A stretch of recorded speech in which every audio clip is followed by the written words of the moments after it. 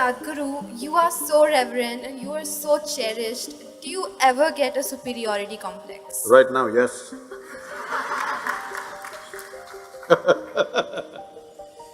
See, the question is not about superiority complex, inferiority complex, poverty complex or wealthy complex.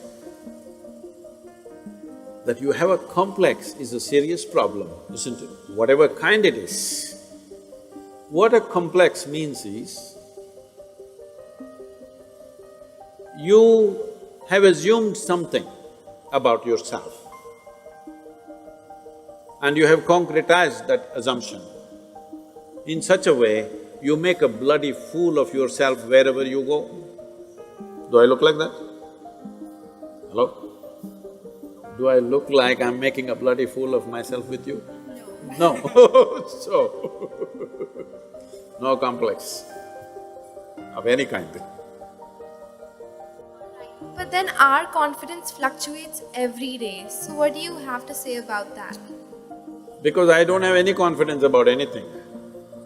I just have clarity.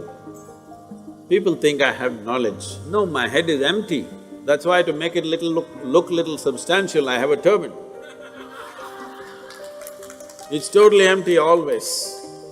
But I have clarity. Clarity means what? You see things the way they are. Knowledge means what? You have fixed information about everything. If things have changed, you will not see it the way it is. That's as good as being blind. See, people think owls are blind. It's not true. Their vision is far more sensitive than yours. But because of sunlight, they're blinded because it's too much. When light goes down, he sees very clearly. Not because he's blind, because his eyes are super sensitive.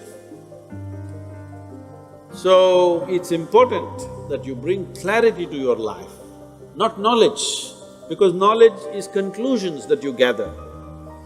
Knowledge is okay when you're trying to do something physical, material in the world, but not with life. Is it true what you thought was absolute at the age of 12, today is not true? Yes or no?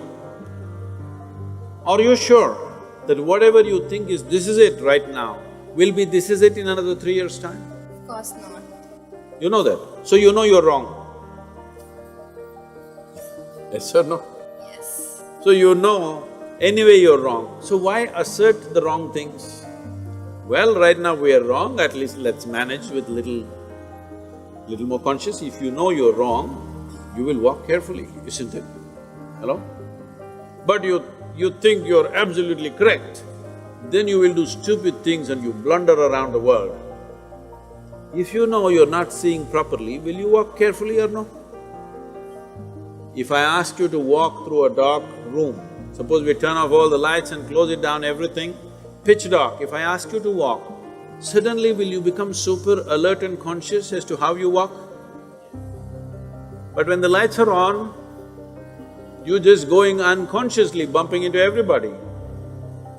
So if you learn to walk every moment, like there are no lights and you're looking at everything absolutely carefully, then what you see clearly, you go through it, what you don't see clearly, you hesitate, some places you take a little bit of chance. But if you are just confident, you will blunder through life, we don't know where you will get in and what you will get trapped into. Most people are trapped into their professions, their family situations, their social situations in such a way, they all became like this. Yes, already I'm seeing, not just older people, youth have become like this. What will happen to me at the end of my life? What will happen to me at the end of my life? I'm already revealed the secret, you will die. But Sadhguru, if this happens, what to do? If that happens, what to do? All those things will happen. It's not that everything will happen in your life the way you like it, things will happen in the way you don't like it. It once happened, Shankaran Pillai got fired from his job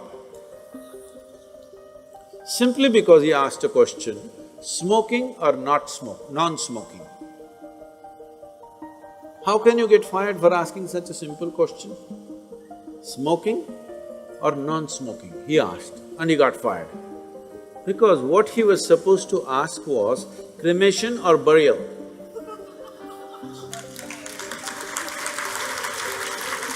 So, many times what you do, thinking I'm right, may be irrelevant to the situation in which you exist. So the most important aspect of your life is you're relevant, not right. You're just relevant. To the existing situation, you're relevant. I am right, I am right, I am right. This is confidence. You being right, nobody cares. All the idiots who think they're right, nobody wants to listen to them, nobody wants to be around them, isn't it? People who always think, I'm right, you want to be around them? No, the important thing is you're relevant to the situation in which you exist. If you have to bring relevance into your life, you must extinguish your confidence and bring clarity. To develop clarity, there are many systems. See, to develop your muscle, there are systems, isn't it? Similarly, to develop clarity, there are many systems. Unfortunately, our education system is dulling clarity in so many ways. Some of the research studies in the university shows that if a child goes to kindergarten and goes through 20 years of education, I'm sorry, I'm saying this is an educational institution, 20 years of education and comes out, let's say, with a PhD, they are saying 70% of their intelligence is irrevocably destroyed. So you have a knowledgeable idiot. What do you do with this?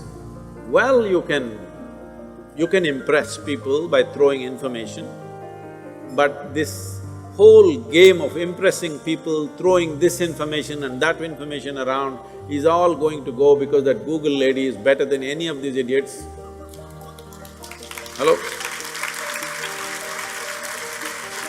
It's really amazing. I am just traveling to wherever, let's say I'm flying to United States or Africa or somewhere, I just ask,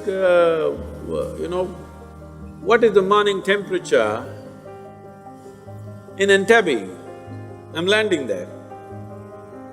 Without batting an eyelid, in 2 seconds, she tells me it's 14 degrees centigrade and by afternoon it's 18 degrees centigrade, by evening it's again 12 degrees centigrade.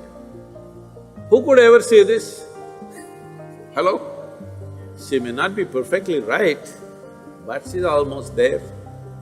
So, people who are carrying a basket of information on their head and feeling superior, I want you to understand this in this country and everywhere else in the world.